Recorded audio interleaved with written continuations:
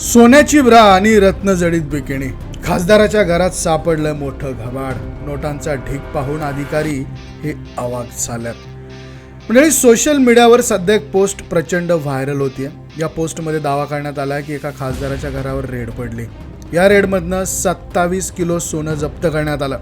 त्यासोबत $57 मिलियन रक्कमही जमा करण्यात आली. या रेडमध्ये आकर्षण ठरलं ते म्हणजे सोन्याने बनवलेली बिकिनी. या बिकिनीचे फोटो सोशल मीडियावरती व्हायरल झाल्यात. तर ही खासदार आहे तरी कोण?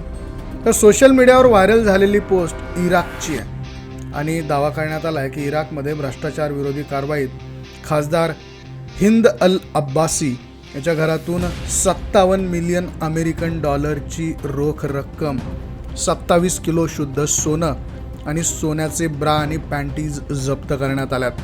मात्र या दाव्यात किती सत्यता आहे हे अद्याप समोर आलेलं नाही आहे. सोशल मीडियावर अनेक युजर्सने दावा केला आहे की हिंद अल अब्बासी याच्या घरावर छापा टाकण्यात आला.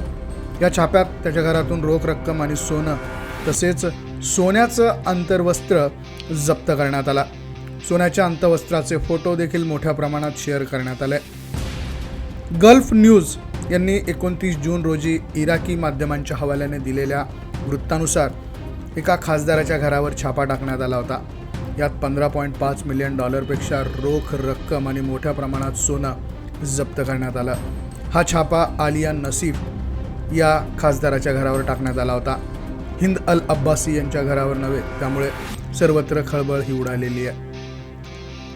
हिंद अल अब्बासी यांनी देखील अटक करण्यात आला, परंतु त्यांच्या घरातून रोख रक्कम किंवा सोनं जप्त केल्याचे कोणतेही विश्वसनीय वृत्त सध्या उपलब्ध नाही आहे.